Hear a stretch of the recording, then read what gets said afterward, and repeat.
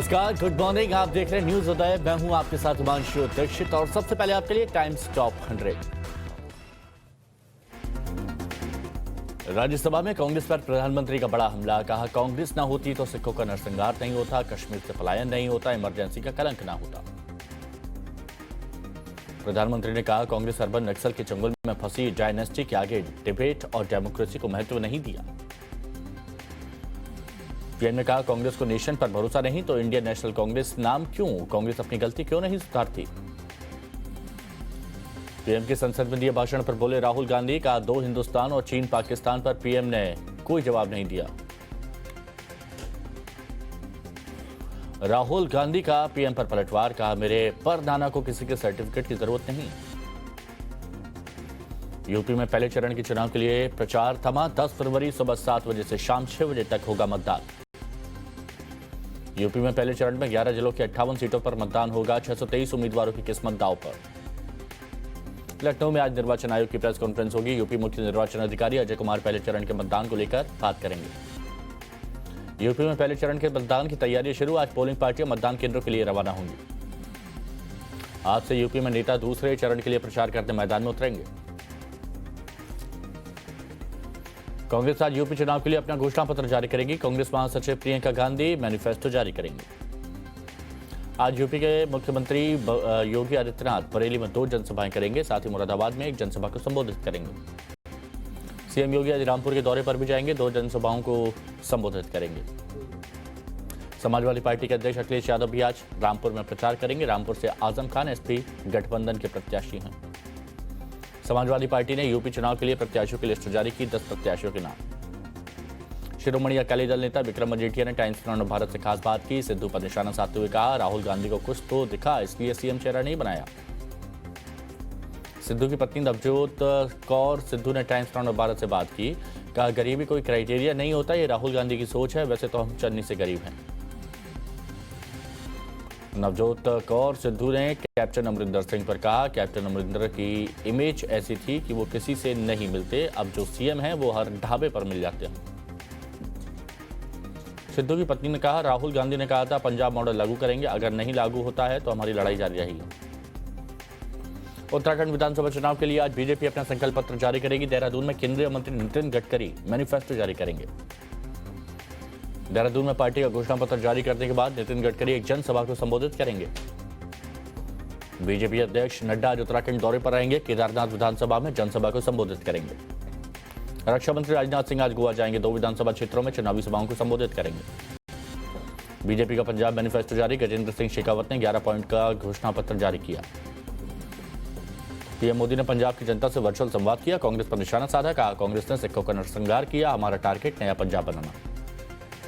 उत्तराखंड के सीएम पुष्कर सिंह धामी पर बोले रक्षा मंत्री राजनाथ सिंह। कहा, अपना पुष्कर फ्लावर भी है और फायर भी है। हमारा पुष्कर ना कभी झुकेगा ना कभी रुकेगा।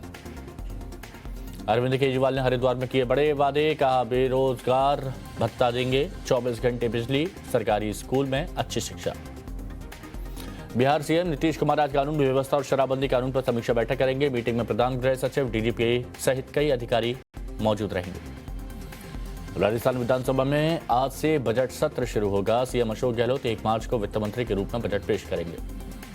राजस्थान को खास कृषि बजट मिलेगा। पहली बार प्रदेश सरकार अलग से कृषि बजट पेश करेगी।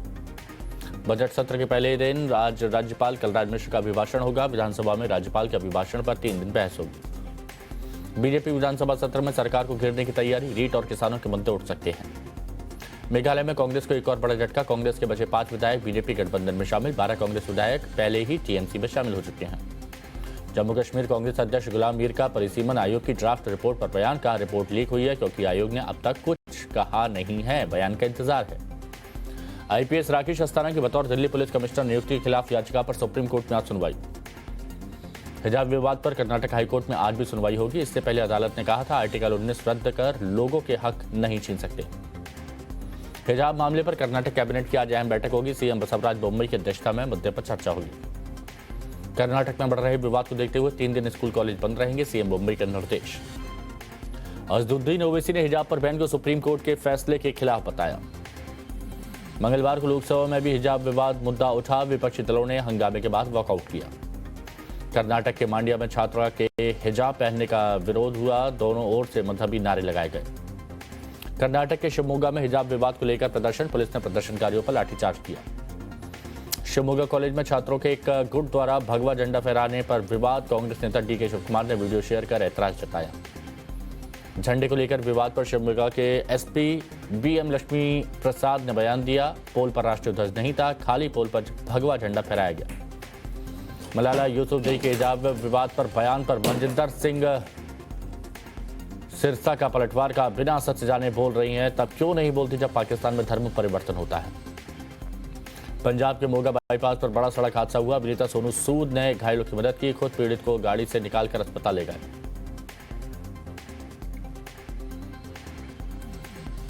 फेसबुक और इंस्टाग्राम ने भारतीय सेना की चिनार कॉर्प्स के अकाउंट्स को ब्लॉक किया। फेसबुक अधिकारियों से मामले में जवाब मांगा गया।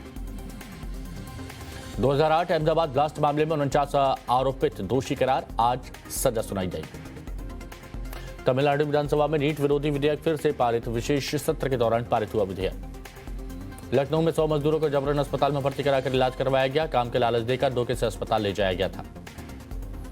लखनऊ में एनआईए की बड़ी सफलता, टीम ने अलकायदा की विंग अंसार गजवातुल हिंद के एक आतंकी को गिरफ्तार किया। लखनऊ में ब्लास्ट की साजिश रच रहा था। अरुणाचल प्रदेश में हिमस्खलन में 7 जवान शहीद, 7 जवानों के पार्थिव शरीर की मांग सेक्टर के बर्फ में दबे मिले। प्रधानमंत्री मोदी ने अरुणाचल में 7 जवानों की शहादत पर दुख जताया। कहा, देश उनकी वीरता और उनके योगदान को कभी नहीं भूलेगा। केरल के पालक्कड़ में एक युवक गड्ढे में फंसा, 3 दिन से रेस्क्यू मिशन जारी। राजस्थान के श्रीगंगानगर में सीआईडी ने एक युवक को गिरफ्तार किया। पाकिस्तानी एजेंसियों से संपर्क होने का आरोप। राजस्थान के टोंक में एक पीडब्ल्यूडी लिपिक ने आत्महत्या की, शव के पास से सुसाइड नोट बरामद। मामला रीट परीक्षा से जुड़ा होने का शक। कर्नाटक के कोडागू में एक छात्र पर जानलेवा हमला, भगवा चौल पहनने पर आरोपियों ने छुरा घोंपने का आरोप। दिल्ली के आनंद विहार में 2 बाइक सवार ने महिला का बैग छीना, महिला ई रिक्शा से गिरकर घायल। मध्य प्रदेश में गौवंश की संदिग्ध मौत के मामले बढ़े, 3 इलाकों में भारी संख्या में गौवंश मृत पाए गए। मौत की वजह पर जांच जारी। मध्य प्रदेश में एक दिन में मॉब लंचिंग के 3 मामले सामने आए। चोरी के आरोप में 2 लोगों को भीड़ ने पीटा, प्रेम प्रसंग में एक की पिटाई। मुंबई में अवैध हथियार मामले में डोंबिवली और कल्याण से 11 आरोपित गिरफ्तार, 13 देसी पिस्तौल और 36 जिंदा कारतूस बरामद। नागालैंड के पदमखुरी में अपहरण का मामला, असम राइफल्स और दीमापुर पुलिस ने 11 आरोपियों को गिरफ्तार किया, पीड़ित को रेस्क्यू किया, भारी मात्रा में हथियार बरामद। धनबाद में खनन के दौरान माइन धंसने से बड़ा हादसा, 2 लोगों की दबने के बाद इलाज के दौरान मौत। जम्मू कश्मीर के अनंतनाग में पुलिस ने 2 आतंकी मॉड्यूल का भंडाफोड़ किया, 3 हाइब्रिड आतंकी समेत 11 गिरफ्तार। छत्तीसगढ़ के बीजापुर में आईईडी ब्लास्ट, 4 सीआरपीएफ जवान घायल, 3 को इलाज के लिए एयरलिफ्ट किया गया। दिल्ली में फर्जी वीजा रैकेट का भंडाफोड़, 225 पासपोर्ट समेत 5 आरोपित गिरफ्तार। डीयू में ऑफलाइन क्लास शुरू करने की मांग, नॉर्थ कैंपस में छात्रों ने प्रदर्शन किया। हरियाणा में स्कूल खोलने को लेकर सरकार ने आदेश जारी किए, कल से पहले से 9वीं तक के स्कूल खोले जाएंगे। देश में कोरोना के नए मामलों में कमी, लेकिन मौत का आंकड़ा बढ़ा, पिछले 24 घंटे में 1188 मरीजों की मौत। देश में वैक्सीनेशन का आंकड़ा 170 करोड़ के पार, स्वास्थ्य मंत्रालय ने जानकारी दी।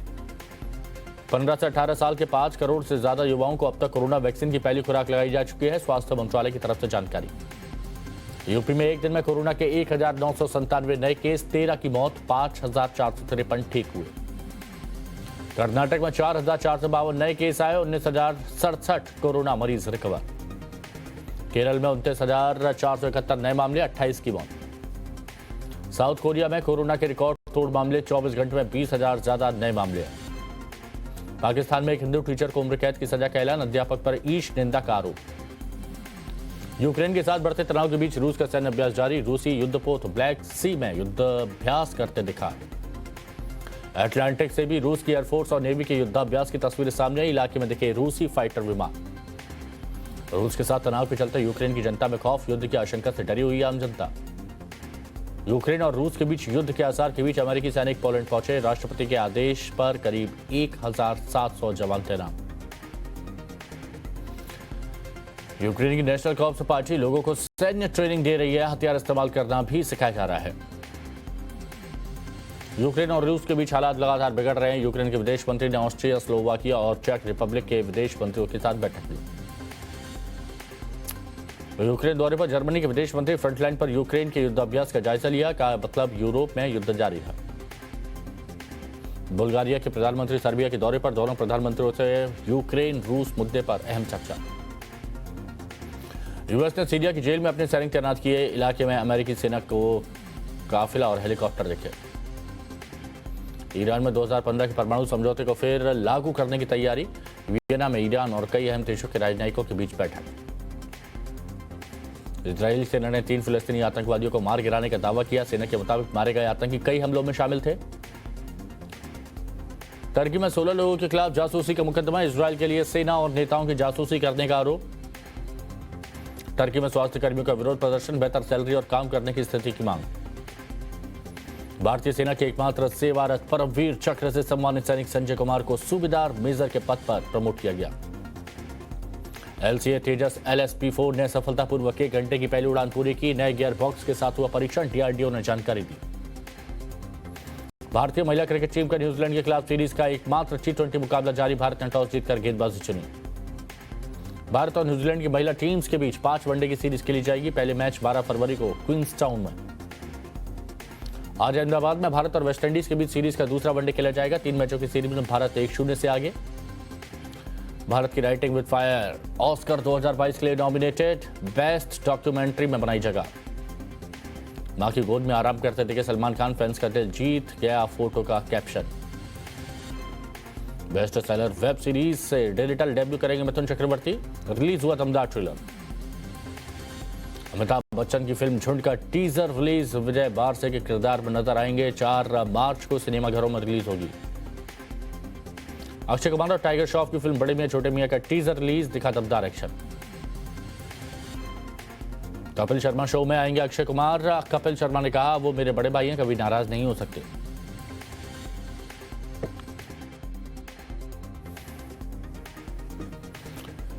कुछ और खबरें देखते हैं अब। हिजाब पर कर्नाटक के एक स्कूल से शुरू हुआ विवाद काफी तूल पकड़ चुका है। मामले पर विवाद बढ़ने के बाद आज क्या कुछ होने वाला है, 1 मिनट में देखिए पूरी रिपोर्ट। भगवा बनाम हिजाब अब महज कर्नाटक के एक स्कूल का मसला नहीं रह गया, बल्कि विवाद देश के अलग अलग हिस्सों में फैल चुका है। हिजाब पर जारी तनातनी के बीच कई जगहों पर पत्थरबाजी शुरू हो गई, तो कई जगहों पर पुलिस को लाठीचार्ज करना पड़ा। हंगामे को शांत करने के लिए सरकार और पुलिस प्रशासन लगातार कोशिशें कर रहे हैं, तो सियासी रंग भी जोर शोर से बढ़ने लगा है। मामले को बिगड़ता देख आज कर्नाटक कैबिनेट की स्पेशल बैठक बुलाई गई है। ये बैठक सुबह 11 बजे होगी। उधर कर्नाटक हाई कोर्ट में आज दोपहर 2:30 बजे हिजाब पर फिर से सुनवाई होने वाली है। इससे पहले मंगलवार को कर्नाटक हाई कोर्ट में मामले पर तीखी बहस हुई। अदालत ने 2 टूक कहा कि भावना से नहीं, हम कानून से चलेंगे। हिजाब पर विवाद बढ़ने के बाद कर्नाटक में सभी स्कूल और कॉलेज अगले 3 दिन तक बंद कर दिए गए हैं। सूबे की सरकार ने सभी स्टूडेंट्स, टीचर्स और स्कूल कॉलेज मैनेजमेंट से शांति बनाए रखने की अपील की है। 5 राज्यों में होने वाले विधानसभा चुनाव अपने अंतिम मुकाम पर पहुंच चुके हैं, तो बीजेपी के प्रचार की धार अब और तेज हो गई है। पीएम मोदी समेत कई बड़े नेताओं का आज क्या है कार्यक्रम, देखिए रिपोर्ट। पंजाब विधानसभा चुनाव में भी प्रधानमंत्री मोदी अपने चुनावी अभियान का आगाज कर चुके हैं। पंजाब में पीएम के चुनावी अभियान के बाद बीजेपी कार्यकर्ताओं में भारी उत्साह है और बीजेपी पहली बार अकेले अपने दम पर सूबे में चुनाव लड़ रही है। हालांकि कैप्टन अमरिंदर और अकाली दल बीजेपी की सहयोगी पार्टी जरूर है, लेकिन बीजेपी पूरे चुनाव को लीड कर रही है। आज पंजाब में पीएम मोदी की फिर से वर्चुअल रैली है, जिसमें वो फिरोजपुर और पटियाला संसदीय सीटों पर लोगों को संबोधित करेंगे। उधर रक्षा मंत्री राजनाथ सिंह गोवा मिशन पर है और होने वाले विधानसभा चुनाव में आज गोंडा और वास्को विधानसभा क्षेत्रों में 2 चुनावी सभाओं को संबोधित करेंगे। बीजेपी के राष्ट्रीय अध्यक्ष जेपी नड्डा आज फिर उत्तराखंड दौरे पर हैं। दोपहर 1 बजे केदारनाथ विधानसभा में जनसभा को संबोधित करेंगे। इसके बाद नड्डा विधानसभा क्षेत्र चवट्टा खाल से प्रत्याशी सतपाल महाराज के समर्थन में जनसभा को संबोधित करेंगे और आम जनता से वोट मांगने की अपील करेंगे। इस बार उत्तर प्रदेश विधानसभा चुनाव की लड़ाई बड़ी जोरदार है। यूपी फाइट में बीजेपी और समाजवादी पार्टी चुनावी जंग की धुरी हैं, तो कांग्रेस फूंक फूंक कर कदम रख रही है। आज क्या है कांग्रेस का प्लान, बताते हैं आपको। उत्तर प्रदेश के चुनावी रंग में बीजेपी दोबारा वापसी के लिए एड़ी चोटी का जोर लगा रही है, तो अखिलेश यादव जोड़ तोड़ की राजनीति के जरिए बीजेपी को हर हाल में रोकने की पूरी कोशिश कर रहे हैं। अखिलेश अपने घोषणा पत्र से सूबे के हर वर्ग को खूब लुभाने में जुटे हैं, तो बीजेपी अपने घोषणा पत्र से जवाब दे चुकी है। तो यूपी की सियासत में कांग्रेस की चाल अलग ही है। कांग्रेस पार्टी फूक फूक कर कदम रख रही है, तो कई स्टेप्स में अपना घोषणा पत्र जारी कर रही है। आज कांग्रेस पार्टी अपना आखिरी घोषणा पत्र जारी कर रही है। उत्तर प्रदेश की कांग्रेस महासचिव प्रियंका गांधी लखनऊ में 12:30 बजे अपने अगले घोषणा पत्र का ऐलान करेंगी। इससे पहले कांग्रेस पार्टी युवाओं, महिलाओं और किसानों के लिए घोषणा पत्र जारी कर चुकी है। यूपी में कांग्रेस पार्टी का घोषणा पत्र जारी होगा, तो देहरादून में आज उत्तराखंड विधानसभा चुनाव के लिए केंद्रीय मंत्री नितिन गडकरी पार्टी का घोषणा पत्र जारी करेंगे। बीजेपी का ये संकल्प पत्र हर वर्ग को ध्यान में रखकर बनाया गया है, तो विकास के मुद्दों को ज्यादा तरजीह दी गई है।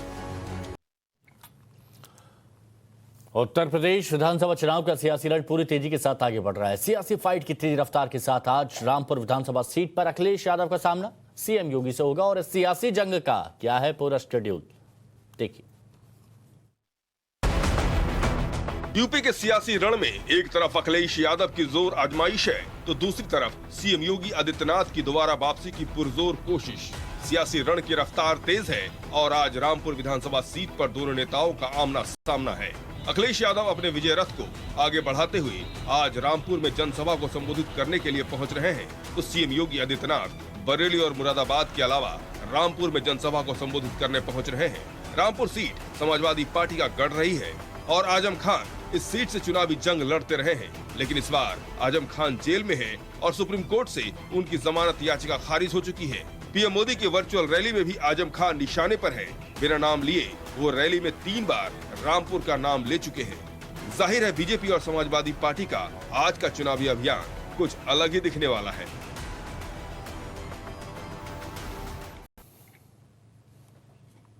तो यूपी विधानसभा चुनाव में पहले फेज का प्रचार अभियान थम चुका है। कल वोटिंग होगी, कितने सीटों पर वोट डाले जाएंगे, क्या है पूरी तैयारी, देखिए। उत्तर प्रदेश विधानसभा चुनाव के पहले फेज का सियासी रण थम चुका है और कल यानी गुरुवार को सूबे के 11 जिलों के 58 विधानसभा सीटों के लिए वोट डाले जाएंगे। इस चरण में शामली, मुजफ्फरनगर, मेरठ, बागपत, गाजियाबाद, हापुड़, गौतम बुद्ध नगर, बुलंदशहर, अलीगढ़, मथुरा और आगरा जिलों की अलग अलग सीट के लिए मतदान होगा। इस दौरान करीब 2,27 लाख मतदाता अपने मताधिकार का प्रयोग कर सकेंगे। यूपी के प्रथम चरण में जिन जिलों में चुनाव होना है, वहां सबसे अधिक किसान आंदोलन से प्रभावित रहे हैं। सभी सीटों पर सुबह 7 बजे से शाम 6 बजे तक मतदाता अपने मताधिकार का उपयोग करेंगे। तो चुनाव आयोग की तरफ से वोटिंग के लिए पूरी तैयारी कर ली गई है। यूपी विधानसभा चुनाव के पहले फेज में कुल 623 उम्मीदवार चुनावी मैदान में हैं। राज्य की सत्तारूढ़ बीजेपी, एसपी आरएलडी गठबंधन, बीएसपी कांग्रेस के बीच यहां मुकाबला है। हालांकि यहां सीधे टक्कर बीजेपी, एसपी आरएलडी गठबंधन के बीच है। पंजाब कांग्रेस का सीएम चेहरा बनने के लिए नवजोत सिंह सिद्धू ने पूरा जाल बुना, लेकिन अफसोस वो अपने ही जाल में खुद फंस गए। इधर लुधियाना पूर्व सीट की लड़ाई बेहद दिलचस्प हो गई है और अकाली दल उम्मीदवार विक्रम मजीठिया नवजोत सिंह सिद्धू पर बड़ा खुलासा करने वाले हैं। आखिर क्या है वो खुलासा, 1 मिनट की ये पूरी रिपोर्ट में आपको दिखाते हैं। इन दिनों पंजाब कांग्रेस अध्यक्ष नवजोत सिंह सिद्धू की हालत वो है कि काटो तो खून नहीं। सीएम चेहरे की आस में जमकर खूब सियासी जाल बुने, लेकिन चन्नी कांग्रेस का सीएम चेहरा बन गए।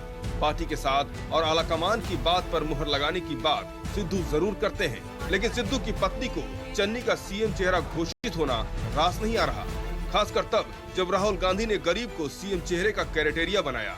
सिद्धू की पत्नी नवजोत कौर ने कहा कि चन्नी से ज्यादा गरीब तो हम हैं, गरीबी कोई क्राइटेरिया नहीं होता, ये राहुल गांधी की सोच से ऐसे चलता है।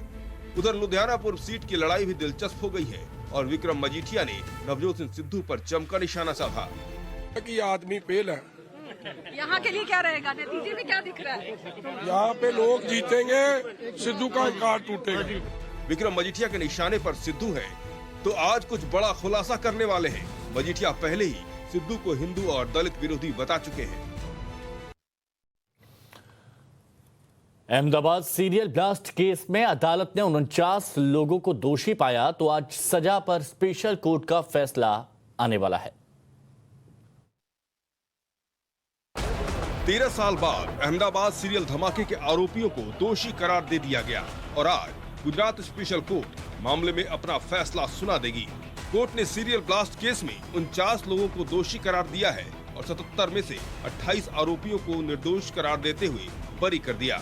अहमदाबाद में 20 जगह पर हुए 21 ब्लास्ट में आरोपियों के खिलाफ मामला दर्ज हुआ था, जिसमें से 28 आरोपी 7 राज्यों की जेल में बंद हैं। अहमदाबाद सीरियल ब्लास्ट धमाके में 9000 पन्ने की चार्जशीट दायर की गई थी, जिसमें 6000 दस्तावेजी सबूत रखे गए थे।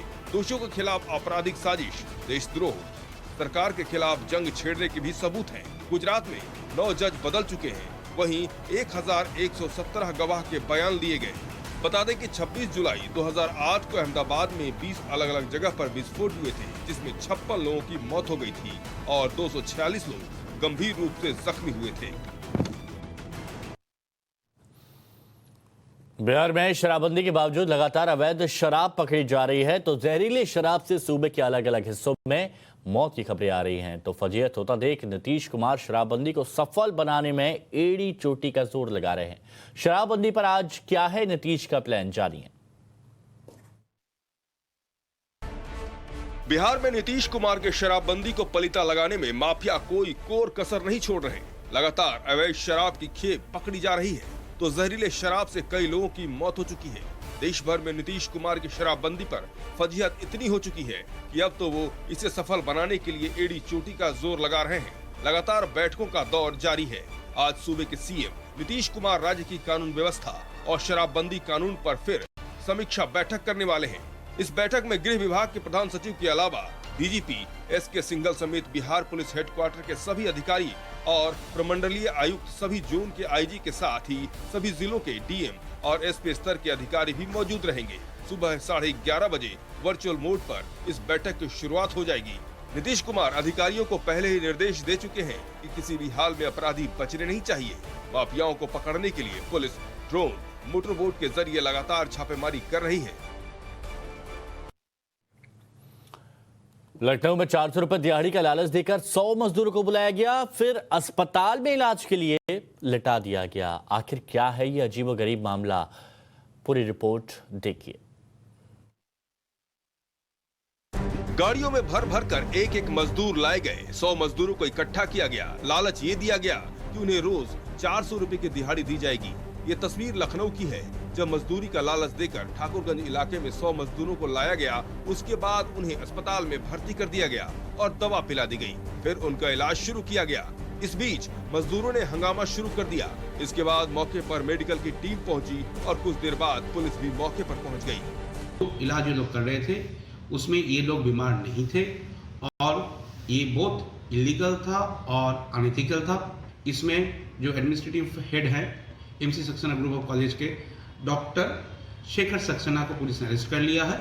पुलिस टीम ने छापा मारा तो उस वक्त अस्पताल के हॉल में कई बेड लगे थे। कई मजदूरों के हाथों में वीवो लगे थे। एक मजदूर के पर्चे पर इंजेक्शन की डोज 3 ml की जगह 300 ml लिखी गई थी।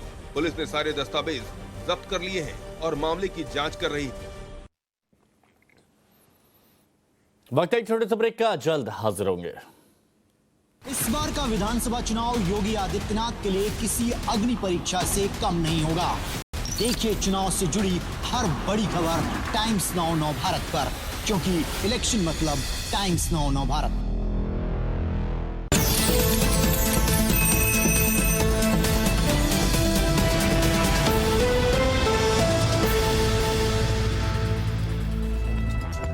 टाइम्स नाउ नव भारत पर अब वक्त हो चुका है सुपर 30 का। सुपर 30 में देखिए सबसे पहले देश की बड़ी खबरें।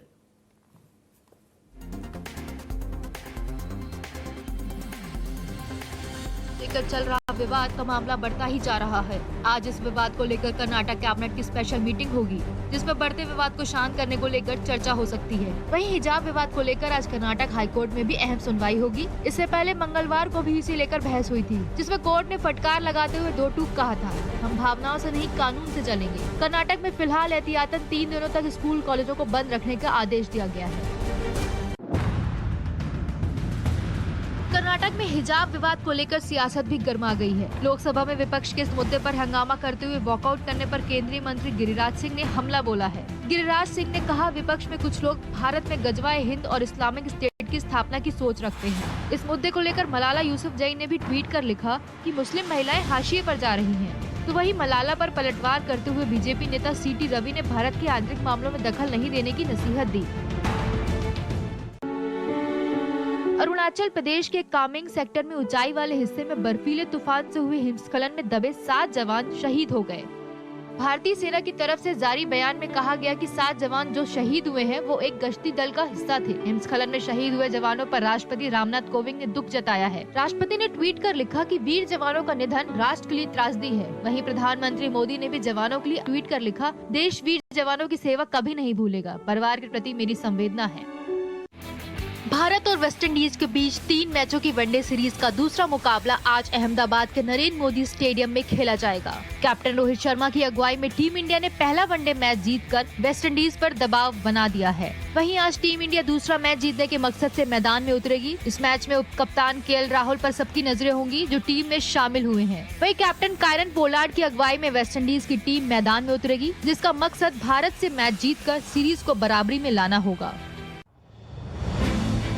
यूपी में पहले चरण का चुनावी शोर थम चुका है। पहले चरण के लिए मतदान 10 फरवरी यानी गुरुवार को डाले जाएंगे। पहले चरण में पश्चिमी यूपी के 11 जिलों के 58 विधानसभा सीटों के लिए वोट डाले जाएंगे। इस चरण में शामली, मुजफ्फरनगर, मेरठ, बागपत, गाजियाबाद, हापुड़, गौतम बुद्ध नगर, बुलंदशहर, अलीगढ़, मथुरा और आगरा जिलों की अलग अलग सीट के लिए मतदान होगा। यूपी के प्रथम चरण में जिन जिलों में चुनाव होना है वहाँ सबसे अधिक किसान आंदोलन से प्रभावित रहे हैं। यूपी में पहले चरण का प्रचार अभियान थमने के बाद अब सियासी पार्टियों ने दूसरे चरण के लिए प्रचार अभियान तेज कर दिया है। इसी कड़ी में सीएम योगी आदित्यनाथ आज बरेली, रामपुर, मुरादाबाद में जनसभा को संबोधित करेंगे। सीएम योगी की बरेली में 2, रामपुर में 2 और मुरादाबाद में 1 जनसभा है। वहीं समाजवादी पार्टी के अध्यक्ष अखिलेश यादव भी आज रामपुर में अपना चुनावी दौरा करेंगे। इन जिलों में 14 फरवरी को दूसरे चरण में मतदान होगा। बीजेपी यूपी के अलावा पंजाब और गोवा में भी अपना वर्चुअल रैली और जनसभा को धार दे रही है। आज पीएम मोदी पंजाब के फिरोजपुर और पटियाला के संसदीय सीटों पर वर्चुअल रैली करेंगे। इस दौरान बीजेपी ने पंजाब के प्रत्येक विधानसभा क्षेत्रों में भी इसके प्रचार का इंतजाम किया है। पंजाब में पीएम मोदी की वर्चुअल रैली है, तो वहीं आज गोवा मिशन पर रक्षा मंत्री राजनाथ सिंह है। राजनाथ सिंह अपने गोवा के चुनावी दौरों के दौरान पोंडा और वास्को विधानसभा क्षेत्रों में चुनावी सभा को संबोधित करेंगे। पंजाब में 20 फरवरी तो वहीं गोवा में 14 फरवरी को वोटिंग है। यूपी चुनाव के लिए अब कांग्रेस आज अपना घोषणा पत्र जारी करेगी। इस घोषणा पत्र को प्रियंका गांधी जारी करेंगी। आज दोपहर 12:30 बजे लखनऊ के कांग्रेस दफ्तर में इसे लेकर कार्यक्रम आयोजित किया गया है। मैनिफेस्टो को कांग्रेस के वरिष्ठ नेता सलमान खुर्शीद और पीएल पुनिया ने जनता के बीच जाकर तैयार किया है। कांग्रेस के मैनिफेस्टो में महिलाओं और युवाओं के रोजगार पर फोकस किया गया है। कांग्रेस ने अपने इस मैनिफेस्टो का नाम उन्नति विधान रखा है। वहीं इससे पहले मंगलवार को बीजेपी और समाजवादी पार्टी ने अपना घोषणा पत्र जारी किया था। उत्तराखंड चुनाव के लिए बीजेपी आज अपना घोषणा पत्र जारी करेगी। इस घोषणा पत्र को केंद्रीय मंत्री नितिन गडकरी जारी करेंगे। घोषणा पत्र जारी करने को लेकर सभी तैयारियां कर ली गई हैं। बीजेपी अपने इस घोषणा पत्र में उत्तराखंड के विकास पर ज्यादा फोकस करेगी। घोषणा पत्र को जारी करने के बाद नितिन गडकरी देहरादून में एक जनसभा को संबोधित करेंगे। वहीं बीजेपी के राष्ट्रीय अध्यक्ष जेपी नड्डा भी आज उत्तराखंड के दौरे पर हैं, जहां वो केदारनाथ में जनसभा को संबोधित करेंगे। संसद में कांग्रेस पर पीएम मोदी के हमले के बाद राहुल गांधी ने पीएम मोदी पर पलटवार किया है। राहुल ने कहा, पीएम मोदी ने मेरे नाना नेहरू जी के बारे में बोला। मेरे नाना ने देश की सेवा की और इसके लिए मुझे किसी से सर्टिफिकेट की जरूरत नहीं है। संसद में पीएम मोदी ने कांग्रेस पर हमला बोलते हुए कहा कि कांग्रेस को अंग्रेजों से राजनीति विरासत में मिली है और वो इसी परंपरा का पालन करती है। पीएम ने ये भी कहा था कि कांग्रेस की नीति तोड़ो और राज करो वाली है। पंजाब में चरणजीत सिंह चन्नी को कांग्रेस की तरफ से सीएम फेस घोषित करने के बाद नवजोत सिंह सिद्धू की पत्नी नवजोत कौर का दर्द छलका है। टाइम्स नौ भारत से एक्सक्लूसिव बातचीत में सिद्धू की पत्नी नवजोत कौर ने कहा कि चन्नी से ज्यादा गरीब तो हम हैं। राहुल गांधी की अपनी सोच और चिंतन है जो ऐसा ही चलता है। वहीं पंजाब में सिद्धू के मॉडल पर नवजोत कौर ने कहा, राहुल गांधी ने कहा था कि वो पंजाब मॉडल लागू करेंगे, अगर नहीं करते तो हमारी लड़ाई जारी रहेगी। पंजाब चुनाव में सियासी घमासान जारी है। इसी कड़ी में अकाली दल नेता और अमृतसर ईस्ट से सिद्धू के खिलाफ चुनाव लड़ रहे विक्रम मजीठिया ने आज सिद्धू के खिलाफ बड़ा खुलासा करने का दावा किया है। सिद्धू के खिलाफ मजीठिया क्या खुलासा करने वाले हैं, इसे लेकर सियासी हलकों में बेसब्री से इंतजार है। वहीं इससे पहले मजीठिया ने हमला बोलते हुए सिद्धू को हिंदू और दलित विरोधी बताया है। मजीठिया ने कहा, ये बात अब कांग्रेस भी समझ चुकी है। मजीठिया ने ये भी कहा कि सिद्धू के लिए लोगों के दरवाजे बंद हो चुके हैं। राजस्थान में आज से विधानसभा का बजट सत्र शुरू होगा। राजस्थान विधानसभा का बजट सत्र हंगामेदार रहने के आसार हैं। सत्र में बीजेपी रीट और किसानों के मुद्दे पर सरकार को घेरने की तैयारी में है। सत्र के पहले दिन राज्यपाल कलराज मिश्र का अभिभाषण होगा, जिसके बाद अभिभाषण पर 3 दिन बहस होगी। बताया जा रहा है कि राज्य सरकार पहली बार अलग से कृषि बजट पेश करने जा रही है। वहीं 1 मार्च को मुख्यमंत्री अशोक गहलोत वित्त मंत्री के रूप में वित्तीय वर्ष 2022-23 का खाका बजट पेश करेंगे। बिहार में शराबबंदी कानून और कानून व्यवस्था को लेकर सीएम नीतीश कुमार आज अधिकारियों के साथ समीक्षा बैठक करने वाले हैं। इसी बैठक में गृह विभाग के प्रधान सचिव के अलावा डीजीपी एसके सिंघल समेत बिहार पुलिस मुख्यालय के सभी अधिकारी मौजूद रहेंगे। इसके अलावा मंडलों के कमिश्नर सहित सभी जोन के आईजी और सभी जिलों के जिलाधिकारी और एसपी स्तर के अधिकारी भी शामिल होंगे। नीतीश कुमार की ये समीक्षा बैठक सुबह 11:30 बजे वर्चुअल होगी, जिसमें कानून व्यवस्था और शराबबंदी कानून को लेकर सख्त निर्देश दिए जा सकते हैं। साल 2008 में हुए अहमदाबाद सीरियल ब्लास्ट मामले में आज 49 दोषियों को सजा सुनाई जाएगी। अहमदाबाद की स्पेशल कोर्ट ने ब्लास्ट मामले में 49 लोगों को दोषी करार दिया है। वहीं 77 में से 28 आरोपियों को निर्दोष करार देते हुए बरी कर दिया था। अहमदाबाद में 2008 में 20 जगह पर 21 ब्लास्ट में आरोपियों के खिलाफ मामला दर्ज हुआ था, जिसमें 28 आरोपी 7 राज्यों की जेल में बंद हैं। अहमदाबाद सीरियल बम धमाके में 9000 पन्ने की चार्जशीट दायर की गई है। कोरोना संक्रमण के मामले कम होने पर अब हरियाणा में भी स्कूल खोलने की प्रक्रिया शुरू हो गई है। हरियाणा के शिक्षा मंत्री ने 10 फरवरी से पहली क्लास से 9वीं क्लास तक के स्कूल खोलने के निर्देश दिए हैं। वहीं 10वीं से 12वीं तक के क्लास 1 फरवरी से शुरू हो चुके थे। अब नए आदेश के बाद 10 फरवरी को पूरी तरह से स्कूल खुल जाएंगे। वहीं हरियाणा में अब सरकारी दफ्तर भी पूरी क्षमता के साथ खोलने के आदेश हो चुके हैं। स्कूल से लेकर सरकारी दफ्तरों में कोविड गाइडलाइंस का पूरा पालन करने के निर्देश दिए गए हैं। लखनऊ में 100 मजदूरों को काम का लालच देकर एक अस्पताल में भर्ती करा दिया गया। उन्हें वीगो और बॉटल लगाकर इलाज कराना भी शुरू कर दिया गया। मजदूरों को कुछ समझ नहीं आने पर अस्पताल में हंगामा काट दिया। मजदूरों ने बताया कि उन्हें यहाँ 3 वक्त का भोजन और 500 रुपए दिहाड़ी देने के नाम पर लाया गया था, लेकिन अस्पताल में उनका इलाज शुरू हो गया। मौके पर पहुंची पुलिस ने भी पाया कि बिना बीमारी के मजदूरों का इलाज हो रहा है। अब पुलिस मेडिकल पर्चा जब्त कर पूरे मामले की जाँच में जुटी है। मध्य प्रदेश में एक ही दिन में 3 जगहों पर लिंचिंग का मामला सामने आया है, जिसने राज्य में कानून व्यवस्था पर सवाल खड़े कर दिए हैं। पहला मामला मुरैना का है, जहां प्रेम प्रसंग के आरोप में एक युवक की जमकर पिटाई की गई। वहीं दूसरा मामला गुना का है, यहां एक चोरी के आरोप में युवक की बेरहमी से पिटाई की गई। वहीं तीसरा मामला नीमच का है, जहां भीड़ ने एक चोर को खम्भे से बांध दिया और उसकी बेरहमी से पिटाई की। तीनों ही मामले मध्य प्रदेश की कानून व्यवस्था की पोल खोलते हुए दिखे। केरल के मलमपुझा की पहाड़ी चट्टान में एक युवक पिछले 2 दिनों से फंसा हुआ है। उसे बचाने के लिए कई टीम लगी हुई हैं, लेकिन अभी तक सफलता नहीं मिली। चट्टानों के बीच फंसे युवक का नाम आर बाबू बताया जा रहा है, जो 23 साल का है। स्थानीय अधिकारियों के मुताबिक उसे बचाने के लिए एनडीआरएफ वायुसेना की टीमें लगी हुई हैं, लेकिन अभी उसे बाहर निकालने में कामयाब नहीं हो सकी। आर बाबू नाम का युवक अपने 3 दोस्तों के साथ पहाड़ियों पर गया था, जहाँ पैर फिसलने के बाद 2 चट्टानों के दरार में फंस गया। धनबाद में अवैध कोयला खनन एक बार फिर 2 लोगों की मौत का सबब बना। मामला धनबाद के बीसीसीएल लोहा पट्टी का है, जहां चाल धंसने से 2 लोग उसमें दब गए। दबे हुए लोगों को किसी तरह बाहर निकालकर अस्पताल ले जाया गया, जहां इलाज के दौरान दोनों लोगों ने दम तोड़ दिया। स्थानीय लोगों ने बताया कि लोहा पट्टी कुलियारी की बंद पड़ी इंक्लाइन के पास अवैध कोयला खनन चल रहा था। तभी अचानक वहां की चाल धंस गई और उसमें 2 लोग समा गए। जेसीबी मशीन के जरिए मलबा हटाकर धंसे दोनों लोगों को निकाला गया, लेकिन अस्पताल में उनकी मौत हो गई। यूपी की राजधानी लखनऊ आतंकियों के निशाने पर है। इसका खुलासा पकड़े गए अलकायदा के आतंकी ने किया। अलकायदा के आतंकी को एनआईए ने गिरफ्तार किया, जिसका नाम तौहीद बताया गया है। एनआईए की माने तो पूछताछ में आतंकी तौहीद ने खुलासा किया कि वो लखनऊ में विस्फोट की साजिश रच रहा था, लेकिन मंसूबे में कामयाब होने से पहले ही वो पकड़ा गया। एनआईए ने ये भी खुलासा किया कि पकड़ा गया आतंकी तौहीद यूपी में अटैक के लिए इस्तेमाल होने वाले हथियार गोला बारूद की खरीद का मास्टरमाइंड था। इसके अलावा तौहीद आतंकी संगठन अंसार गजवातुल हिंद के नाम पर आतंकियों की भर्ती करता था। पाकिस्तान में काले कानून ईश निंदा की भेंट एक हिंदू शिक्षक चढ़ गया। ईश निंदा मामले की सुनवाई में हिंदू शिक्षक को उम्र कैद और 50,000 जुर्माने के साथ सजा सुनाई गई। मामला पाकिस्तान के दक्षिण सिंध प्रांत का है, जहां ईश निंदा के आरोप में स्थानीय अदालत ने हिंदू शिक्षक को ये सजा सुनाई। हिंदू शिक्षक की पहचान नौतन लाल के रूप में हुई है। हिंदू शिक्षक नौतन लाल को सितंबर 2019 में सोशल मीडिया पर एक वीडियो वायरल होने के बाद गिरफ्तार किया गया था, जिसमें एक मुस्लिम स्कूली छात्र ने हिंदू शिक्षक पर ईश निंदा का आरोप लगाया था। यूएस कनाडा के बीच हुए कोविड नियमों से नाराज ट्रक ड्राइवरों ने एक बार फिर प्रोटेस्ट किया है, जिसकी वजह से यूएस कनाडा बॉर्डर पर ट्रकों की लंबी कतार देखने को मिली। वहीं ट्रकों के विरोध प्रदर्शन से एक लंबा ब्रिज पर जाम लग गया। ट्रक ड्राइवरों के विरोध प्रदर्शन का सबसे ज्यादा असर कनाडा में दिख रहा है। यहाँ सड़कों पर ट्रक खड़े हैं, जिससे आम यातायात भी प्रभावित हो गया है। ट्रक ड्राइवरों ने ऐलान किया कि जब तक वैक्सीन जनादेश कानून वापस नहीं लिया जाता, तब तक उनका विरोध जारी रहेगा। मेडागास्कर में आए चक्रवात तूफान और बाढ़ ने जमकर तबाही मचाई है। इसकी सैटेलाइट इमेज सामने आई है। सैटेलाइट इमेज में समुद्र तटों को दिखाया गया है, जहां पहले हरे भरे खेत थे, लेकिन चक्रवाती तूफान आने के बाद सब तहस नहस हो गया। मेडागास्कर में आए तूफान की वजह से अब तक 20 लोगों की मौत हो चुकी, वहीं 55,000 से अधिक लोग इस तूफान की वजह से बेघर हो गए। सैटेलाइट इमेज में मेडागास्कर के उन इलाकों को दर्शाया गया है जहां सबसे ज्यादा नुकसान हुआ है। हालांकि अभी भी वहां राहत और बचाव कार्य जारी है।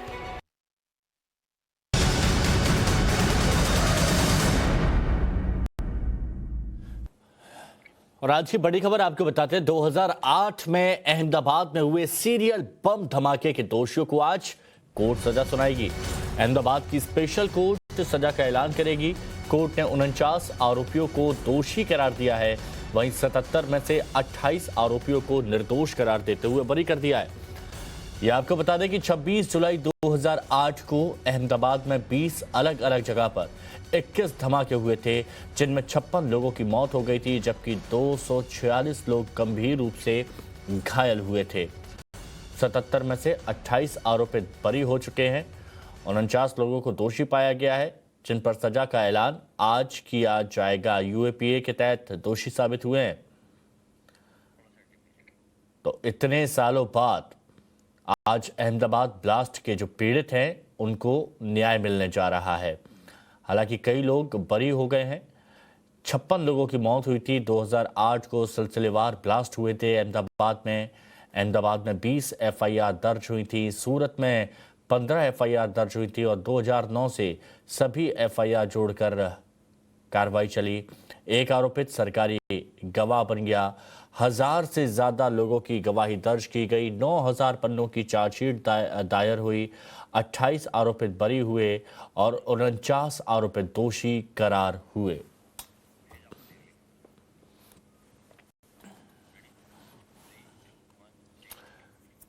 अब बात तब करेंगे उस खबर की जो पिछले कुछ दिनों से काफी सुर्खियों में है। कर्नाटक के स्कूलों में हिजाब और भगवा की जंग थमने का नाम नहीं ले रही। मामला कर्नाटक हाईकोर्ट पहुंच चुका है। आज कोर्ट में फिर से सुनवाई होगी। सुबह 11 बजे राज्य सरकार की इस मामले पर अहम बैठक भी होने वाली है। बैठक में हिजाब विवाद पर चर्चा होगी और कल जज साहब ने कोर्ट में कुरान भी मंगाई थी और हिजाब को लेकर काफ़ी चर्चा भी हुई कि हिजाब का उल्लेख किस तरह से किया गया है, हिजाब कितना अनिवार्य है। और ये भी स्पष्ट हुआ कि कॉलेज में पहले जब फॉर्म भरवाए गए थे क्लॉज के, तब उसमें शर्त ये रखी गई थी कि हिजाब अलाउ नहीं है। तो एक कॉलेज से शुरू हुआ विवाद उर्दुपी से निकलकर कई शहरों तक पहुंच चुका है। हिजाब को लेकर कई शहरों में अलग अलग विरोध प्रदर्शन किया जा रहा है और मांड्या, उडुपी, शिमोगा की अलग तस्वीरें आप देख रहे हैं। छात्रों के मसले पर सियासत भी जमकर हो रही है। एक छात्र को दूसरे छात्र से बांटने की कोशिश की जा रही है और ये सब कुछ हो रहा है अभिव्यक्ति के नाम पर, धार्मिक स्वतंत्रता के नाम पर।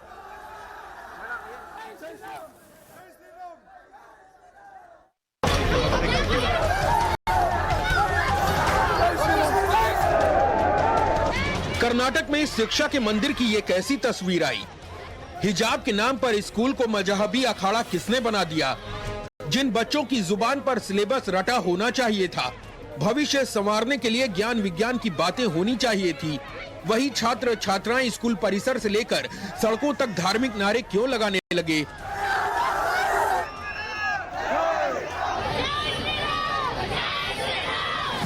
आखिर कर्नाटक के स्कूलों में इन धार्मिक नारों का क्या काम? There is a dress code, which in a normal case बोलते हैं यूनिफॉर्म। यूनिफॉर्म पहन के ना इसमें क्यों इतना बड़ा इशू बना रहे हैं, मुझे तो समझ ही नहीं आ रहा है। इसमें पॉलिटिकली कुछ लोग हैं और कुछ लोग फैनेटिक लोग। हिजाब पर बढ़े बवाल के बाद इसीलिए अब कटघरे में मामले से जुड़ा हर एक किरदार है। छात्र छात्राएं हैं, स्कूल प्रशासन है, कर्नाटक की सरकार है और राजनीतिक पार्टियां भी हैं। तो जवाब तो सबको देना होगा। लेकिन पहले कर्नाटक के सीएम बसवराज बोम्मई की छात्रों से शांति बनाए रखने की अपील, जिसके बाद अगले 3 दिन के लिए राज्य के स्कूल कॉलेज बंद करने के आदेश दे दिए गए। और दूसरी तरफ इसी मामले पर चल रही सुनवाई के दौरान कर्नाटक हाई कोर्ट तक को ये कहना पड़ा कि संविधान अदालत के लिए भगवत गीता की तरह है और कोर्ट तर्क और कानून से चलेगा, ना कि भावनाओं और जुनून से।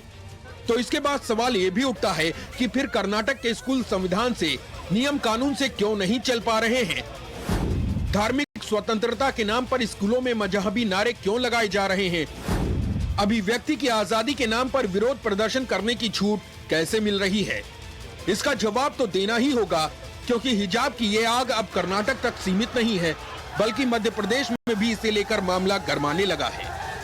यूनिफॉर्म का हिस्सा हिजाब नहीं है, इसलिए मैं समझता हूँ कि उस पर पाबंदी लगाना ही चाहिए। विरोध करूंगा, हर तरह से विरोध करूंगा। किसी हाल में मध्य प्रदेश में इस तरह की चीजों को नहीं चलने दिया जाए। और यहाँ सिर्फ कानून ही ताक पर नहीं है, बल्कि इंसानियत भी तार तार हुई है, क्योंकि जिस तरह से मांड्या में एक लड़की को स्कूल परिसर में घेरा गया, उसके सामने डरावनी स्थिति पैदा करने की कोशिश की गई, तो पूछना चाहिए कि सभ्य समाज में ये करतूत कहां से जायज है। इट इज़ कम्प्लीटली अनकॉन्स्टिट्यूशनल और हम वो ना एक जगह एक ऐसा रूल बैन करेंगे तो उनको दिखता हम खामोश बैठ जाएंगे, जबकि इंडिया के हर कोने से हर हिजाबी को ऑफेंड हुआ ये और हम सब हमारे वॉइसेस उठाएंगे। और सवाल उन सियासतदानों से भी जिन पर शांति व्यवस्था और सौहार्द बनाए रखने की जिम्मेदारी है, लेकिन वही राजनीतिक पार्टियां दलहित के लिए छात्र छात्राओं को मोहरा बनाने की कोशिश कर रही हैं। Bureau report, times now Navbharat. कल कर्नाटक में हिजाब का मामला लोकसभा में भी गूंजा। कांग्रेस, टीएमके, एमटीएमके समेत 8 दलों ने लोकसभा से वॉकआउट किया, यानी सड़क से संसद तक हंगामा है और इस मामले पर जमकर सियासत भी है। इस्लामिक स्टेट की स्थापना करने की सोच से भारत में अगर कोई कहे कि हम स्कूल में नमाज पढ़ेंगे, हम अपने धर्म के अनुसार वेशभूषा लेंगे, कल कोई कहेगा मैं वहाँ पर एक मंदिर बनाऊंगा, क्लासरूम में हवन करूंगा, ये सामाजिक सौहार्द बिगाड़ने की एक साजिश है भारत के अंदर। और ये न इस्लामिक स्टेट बनेगा भारत, ये कोई पाकिस्तान नहीं है, न यहाँ पर इस ढंग का कोई अत्याचार सहे। स्वामी का जजमेंट है, पुट्टू स्वामी जजमेंट में सुप्रीम कोर्ट ने कहा कि कौन क्या खाता है, कौन क्या पहनता है, वो तुम्हारी जिम्मेदारी।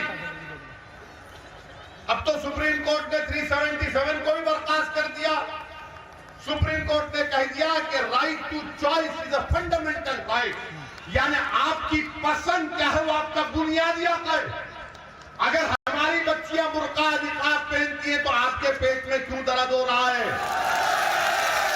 अगर असदुद्दीन ओवैसी भारत की पार्लियामेंट में दाढ़ी और टोपी पहनकर जा सकता है तो क्या मेरी बेटी हिजाब और निकाब पहनकर स्कूल क्यों नहीं जा सकती? कल राज्यसभा में पीएम मोदी ने कांग्रेस पर जोरदार प्रहार किया। राज्यसभा में परिवारवाद और पंडित नेहरू की कथित भूलों पर प्रधानमंत्री का शब्दबाण कांग्रेस को झेलना पड़ा, जिसके बाद राहुल गांधी पीएम के वार पर पलटवार करते नजर आए। सुनिए पहले पीएम ने क्या कहा, फिर राहुल गांधी ने क्या कहा। एक क्षण आता है मगर इतिहास में विरल ही आता है जब हम पुराने से बाहर निकलकर नए युग में कदम रखते हैं। जब एक युग समाप्त हो जाता है जब एक देश की लंबे समय से दबी हुई आत्मा मुक्त होती है। ये भी नेहरू जी के ही बोल है। आखिर किस नेशन की बात नेहरू जी कर रहे थे जी? ये नेहरू जी कह रहे हैं। और माननीय अध्यक्ष जी, यहां तमिल सेंटिमेंट को आग लगाने की भारी कोशिश की गई। राजनीति के लिए कांग्रेस की जो परंपरा अंग्रेजों के विरासत में आई दिखती है, तोड़ो तोड़ो तोड़ो और राज करो, तोड़ो और राज करो, बांटो और राज करो। My great grandfather served this country. He gave his entire life to this country. So I don't need anyone's certificate for my great grandfather.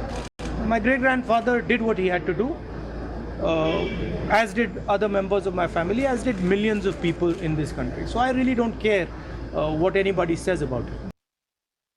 देश की जनता आपको पहचान गई है। कुछ लोग पहले पहचान गए, कुछ लोग देर से पहचान रहे और कुछ लोग आने वाले समय में पहचानने वाले हैं। अब देखिए, आप जब इतना सारा लंबा उपदेश देते हैं तब भूल जाते हैं 50 साल तक कभी आपने भी देश में यहां बैठने का सौभाग्य प्राप्त किया था। और क्या कारण है कि आप सोच नहीं पाते? डरते हैं थोड़ा कांग्रेस से, थोड़ी घबराहट है, क्योंकि कांग्रेस सच्चाई बोलती है। उनका पूरा मार्केटिंग का धंधा है, उनके रिश्ते हैं, उनके मित्र हैं, तो झूठ फैलाया हुआ है, तो अंदर डर तो होगा। और वो दिखा, वो पार्लियामेंट में दिखा, मतलब पूरा का पूरा भाषण कांग्रेस के बारे में, कांग्रेस ने क्या नहीं किया, जवाहरलाल नेहरू, इनके बारे में। मगर बीजेपी ने जो किया, उनके जो वायदे थे, उनके बारे में तो प्रधानमंत्री ने कुछ बोला नहीं। वक्त एक और ब्रेक का, बने रहें टाइम्स नाउ नव भारत के साथ। 11 जिले, 11 रिपोर्टर, 58 सीटों पर वोटिंग की हर खबर, हर जिले का अपडेट नॉन स्टॉप। यूपी चुनाव का पहला राउंड 10 फरवरी सुबह 6 बजे से लगातार। जन गण का मन सिर्फ टाइम्स नाउ नव भारत पर।